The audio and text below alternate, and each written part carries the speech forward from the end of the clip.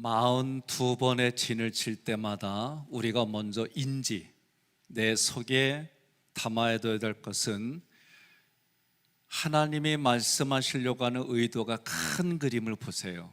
그건 뭐냐면 하나님의 거룩한 백성으로 만들어가는 거예요. 그러려면 거룩한 백성으로 만들어가려면 거룩하지 않은 부분들을 제거해야 되는 거예요. 그래서 민수기의 광야는 출애굽기의 광야하고 수준이 다르다. 민수기에서의 광야는 하나님이 나를 어른으로 대접해 주는 거예요. 그러려면 어른으로 대접하려면 어떻게 돼요? 어린 짓 하던 거를 버려야 되는 거예요. 이해되셨죠? 어린 짓 하는 것이 오늘 성경의 흐름 속에서는 하나님이 기뻐하지 않는 이스라엘 백성들이 출애굽하기 전에 마음대로 살았던 그 시대의 언행들을 부숴서 하나님이 원하는 언어들로 바꿔가는 거예요. 저도 마찬가지예요. 좀 편해지면 그리우, 알았시오, 이게 쉽게 나와요. 긴장하면 이 말 한마디도 안 내놓습니다. 그러니까 경상도 사람들은 죄송해요, 지들끼리 모이면 경상도 언어 써. 맞지요? 전라도 사람들은 만나면은 수도권의 말을 쓰다가 전라도 말 써요. 그래서 우리 동네에서는 뭐라고 그러냐? 끼리끼리 논다고 그래야. 그러니 하나님의 백성들은 하나님의 백성답게 말해야 되는 거예요. 이런 의미로 이 성경을 봐야지 때로는 사람의 마음에 배배 꼬였어. 그래서 항상 진을 칠 때마다 부정적인 것만 보고 뒤로 빠지면 안 돼요. 부정적인 게 내 마음에 부대낀다, 부정적인 게 내 마음에 불편하다, 바꾸면 돼. 동의하십니까? 여러분이 그렇게 접근하지 않는 이상 42번에 하나님이 교회를 만들어가고 교회는 이런 것이다라고 하는 걸 가르쳐 줄 때에 부대낄 때마다 내가 그것을 먹고 그런 영향을 받았다 그러면 회개하면 됩니다. 회개하시고 2번 다시 내가 이런 인생을 살지 않겠습니다 라고 결단하는 게 사순절의 의미가 있는 거예요.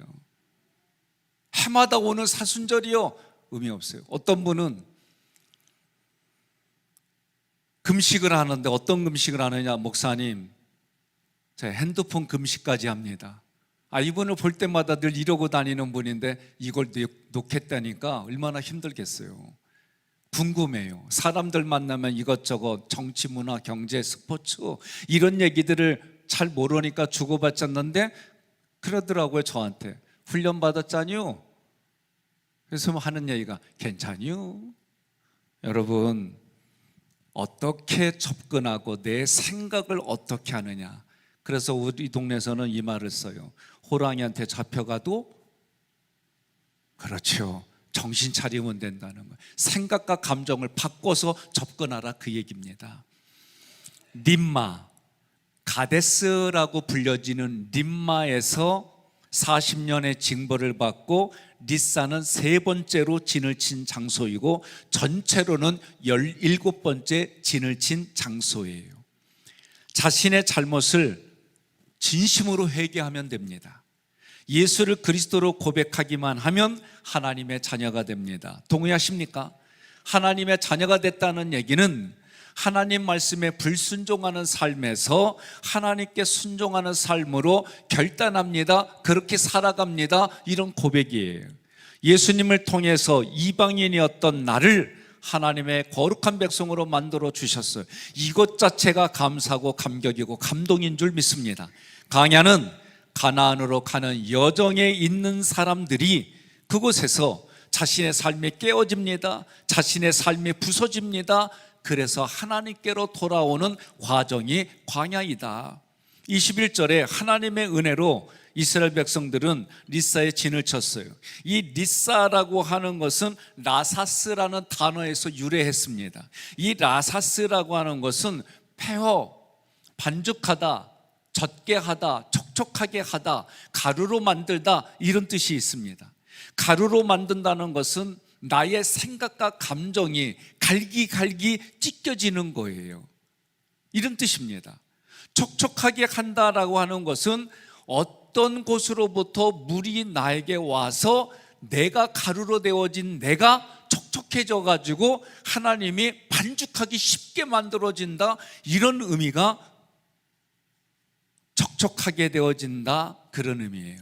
그러니 내가 가루가 되어져서 하나님이 기름을, 성령의 기름을 부어주셔 가지고 나를 하나님이 원하시는 다시 아름다운 존재로 만들어 주신다. 여러분, 그러니 감사가 안 돼요?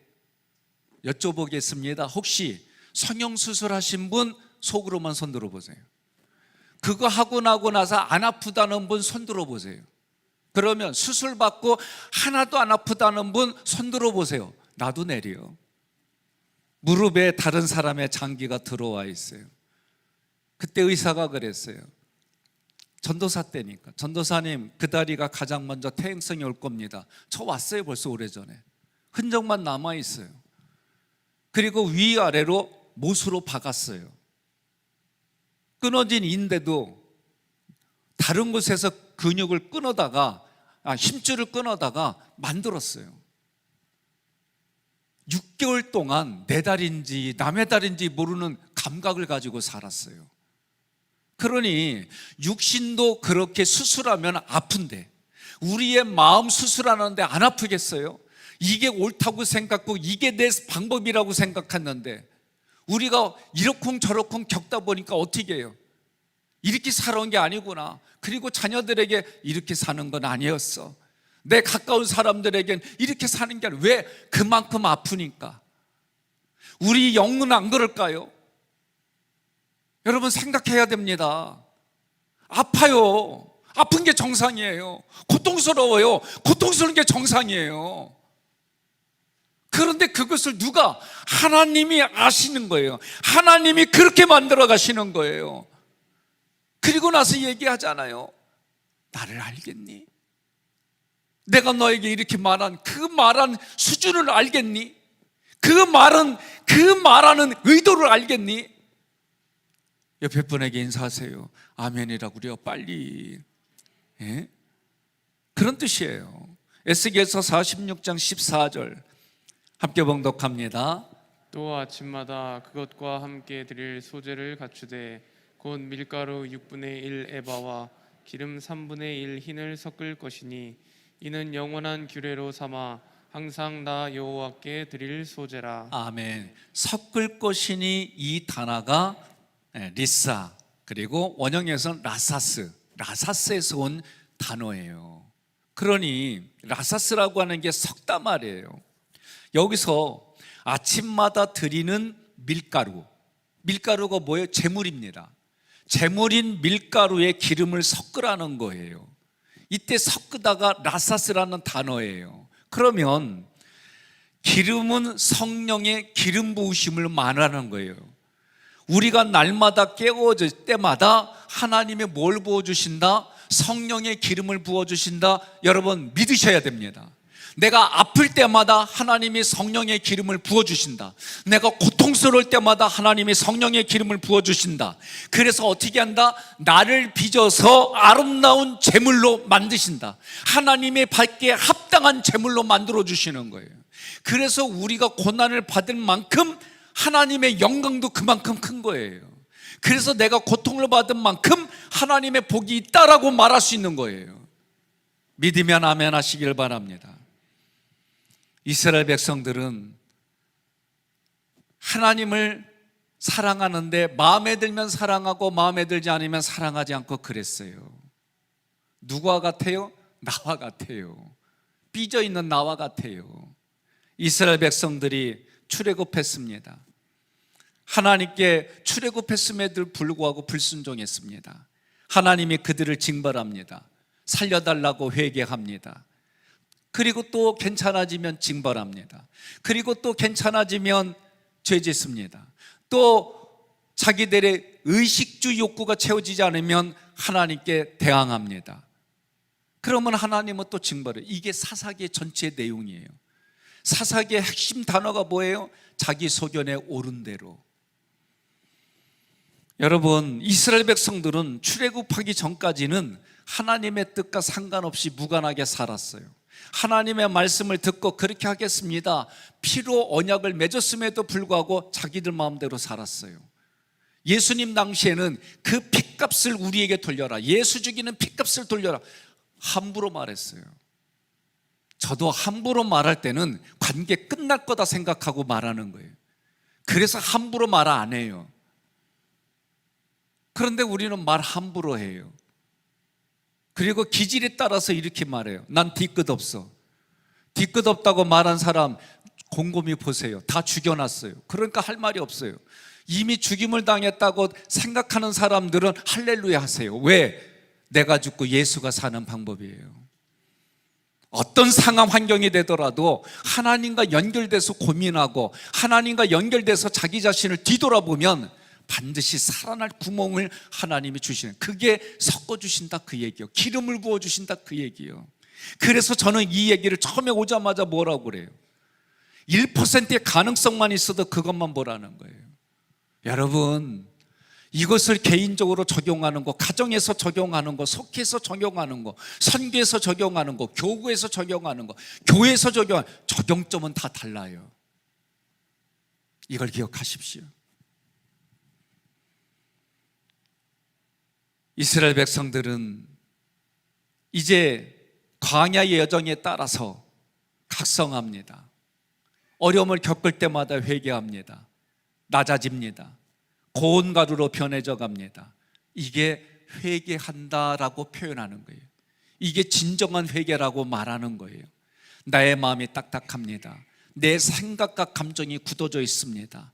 그것이 부드럽고 고운 가루가 되는 거예요. 한두 번이 아니라 반복적인 과정으로 한두 번 흘리는 눈물이 아니라 그 눈물로 베갯잎을 적셔가는 거예요. 삶의 그 눈물로 적셔가는 거예요.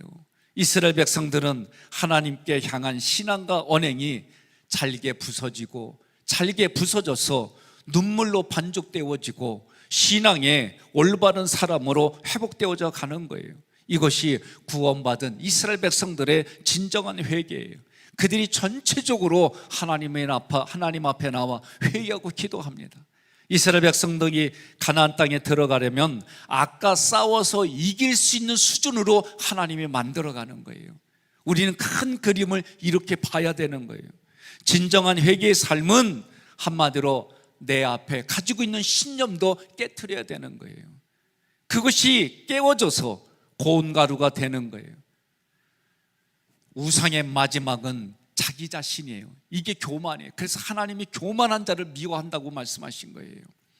자기만 생각하는 알맹이들, 자기만 생각할 뿐만 아니라 고집덩어리의 그런 알맹이들이 깨워지고 고운 가루로 변하는 거예요. 그래야 성령의 기름을 부어서 하나님이 반죽해가지고 마음대로 만드시는 거예요. 그렇게 만들 때마다 아픈 거예요. 그렇게 만들 때마다 고통스러운 거예요. 그것이 어떤 사람에게는 며칠, 몇 개월, 몇 년 갈 수 있는 거예요. 이제는 하나님이 그 상처의 고통도 고도가심을 믿으시기를 바랍니다. 어느 날 그것이 싹 사라지는 거예요.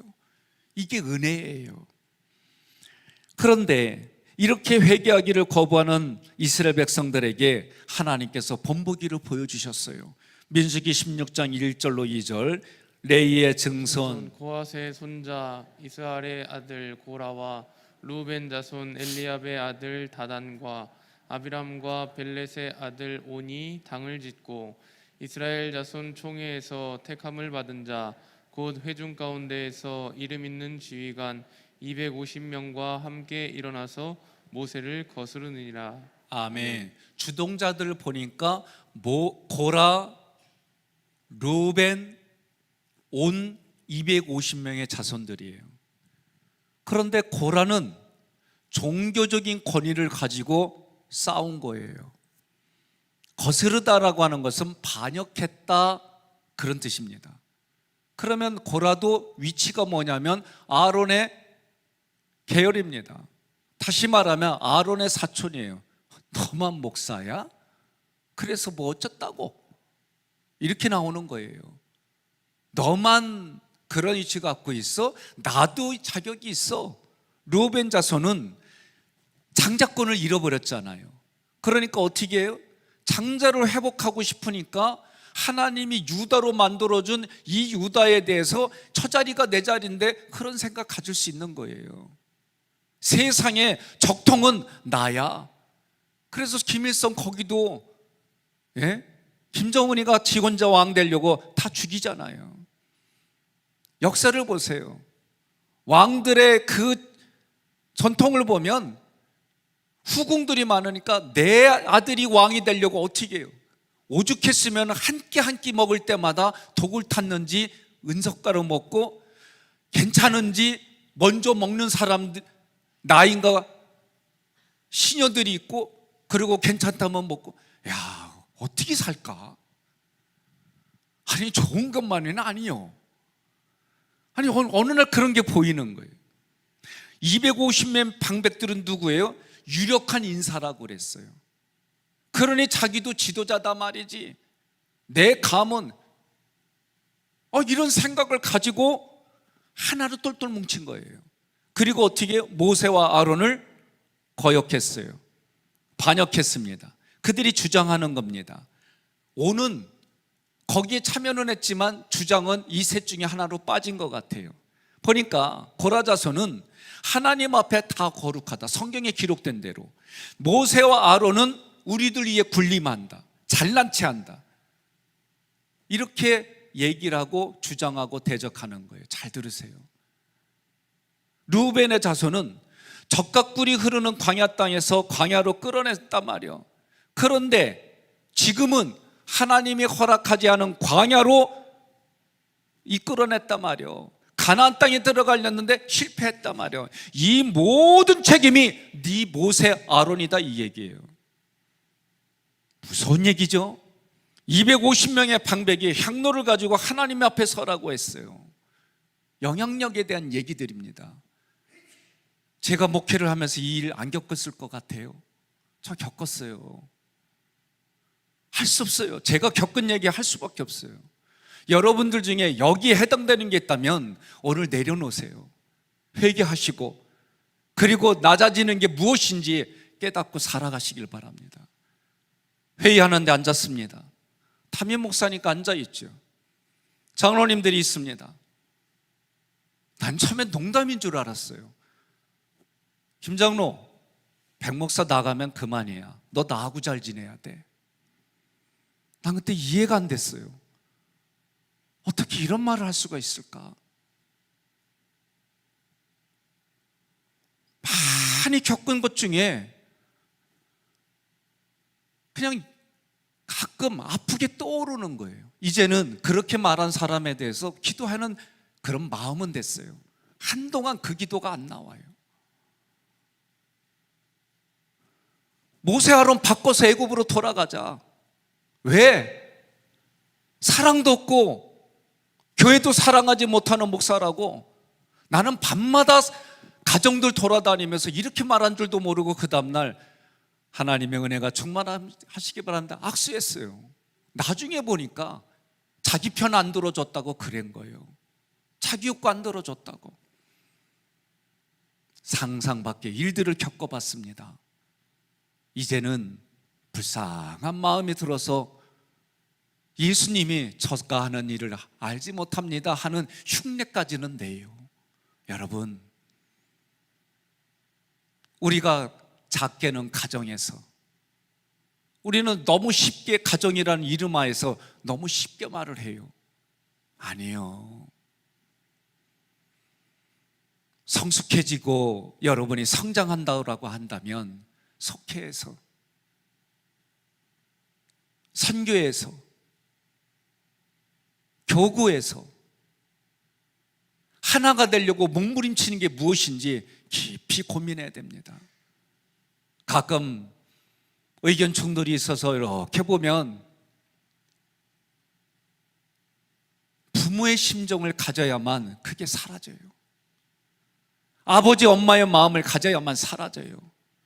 형제 자매 수준에 있으면 서로 누가 잘났는지 부대끼면 엄마 아빠 내 편 들어줘, 이게 형제 자매의 수준이에요. 부모는 자녀들이 싸우는 거 원치 않아요. 함께 서로 하나님이 말씀하신 교회 공동체로 나아가기를 원하지. 그러니 이 사건의 주동자들이 이렇게 했어요. 하나님이 향로를 가져다가 16장 12절로 13절에 여호와 앞 제단에 피운 불을 그것에 채우고 곱게 간 향기로운 향을 두 손에 채워서 휘장 안에 들어가고 여호와께서 분향하여 향연으로 증거기의 속죄소를 가리게 할지니 그리하면 그가 죽지 아니할 것이라. 레위기의 말씀이에요. 왜 향을 피워야 되느냐? 그 향이 나의 더러운 것을 가려주는 거예요. 그런데 하나님께서 이 향을 250명에게 다 가지고 있으라고 그래요.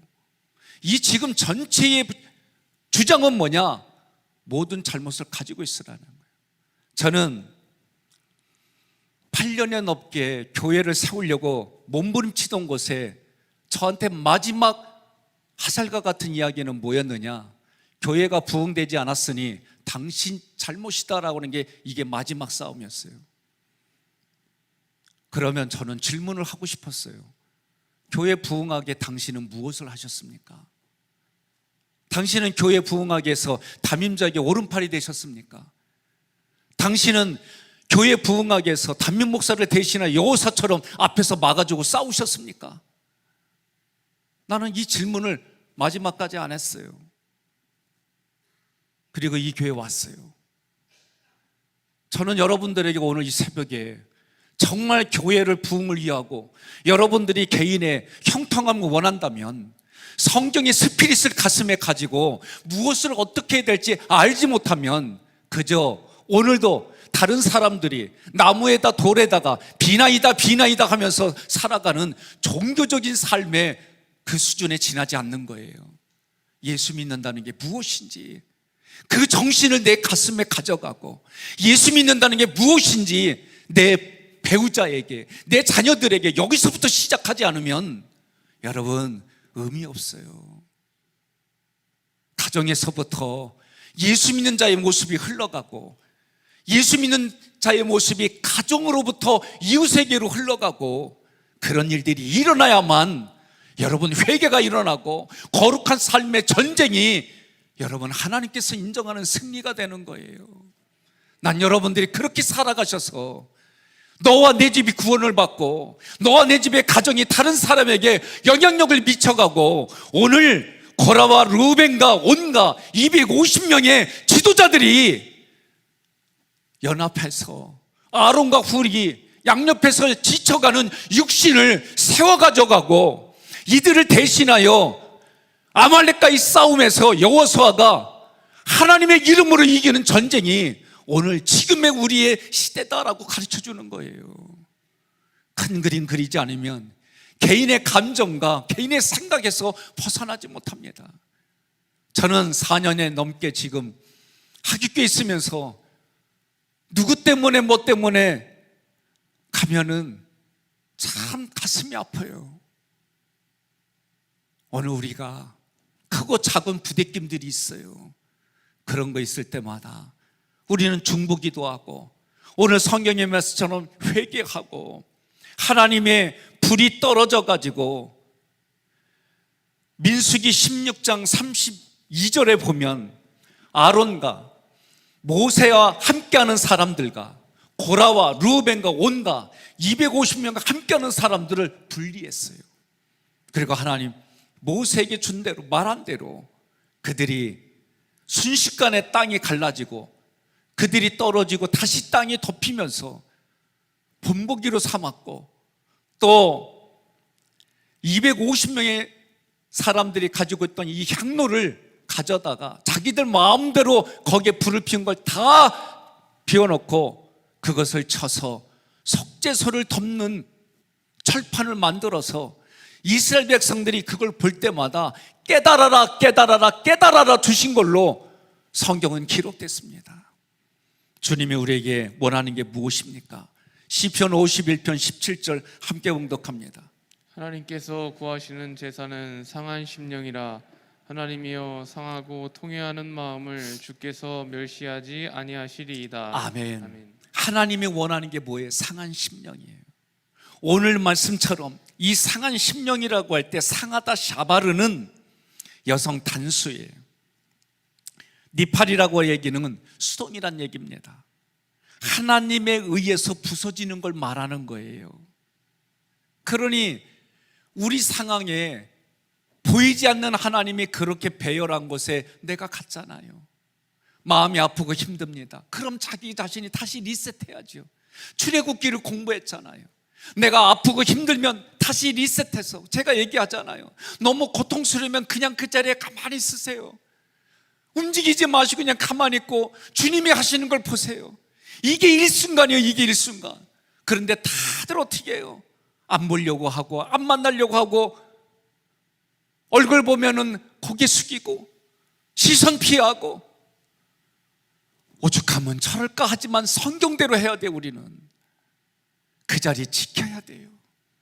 나에게 주신 자리, 지금은 지치고 힘들고 내가 상처로 받아들여서 고통스러워서 그래도 그 자리에 있어야 되는 거예요. 그럼 어떻게 해요? 나를 피해가요. 오토바이가 있고 자전거가 있고 요새 스쿠터가 있어요. 어디로 갈지 내가 움직이면 사고 나요. 어떡하라고 가르쳐요? 그냥 그 자리에 서라는 거예요. 그러면 오토바이 타고 차 탄 사람들이 피해가는 거예요. 그 자리에 있는 거예요. 영적인 원리도 제가 보니까 맞아요. 너희는 가만히 서서 주님이 하시는 일을 보라는 거예요. 더 원어적으로 가면 하나님 편에 서서 하나님이 하시는 일을 보라는 거예요. 쉽지 않습니다. 그러나 상한 심령이라고 할 때 상하다는 것은 하나님이 나를 깨트리는 거예요. 오늘 이 시간으로 말하면 하나님의 말씀이 나를 깨트리는 거예요. 부대껴요, 불편해요. 그 말씀에 통해 내가 깨어지는 거예요. 산산이 부서지는 거예요. 하나님이 구하는 제사는 상한 심령이라, 하나님께 드리는 예배는 상한 심령으로 드리는 겁니다. 내 생각, 고집 깨어지고 잘게 부서져서 하나님께 드릴 때에 여러분 그게 중요한 거예요. 내가 이러한 모습으로 드리고 싶다고 해서 드려지는 게 아니에요. 하나님이 하게 하셔야만 그런 상황이 되어지는 거예요. 그러려면 나의 모든 더러운 죄, 나의 모든 더러운 것들을 십자가 앞에 스스로 내려놔야 되는 거예요. 예수님도 죄악으로 죽을 수밖에 없는 나를 구원하시려고 나에게 찾아와 주셨어요. 나 대신 살이 찢겼어요. 나 대신 창에 박혔어요. 나 대신 가시면류관을 쓰셨어요.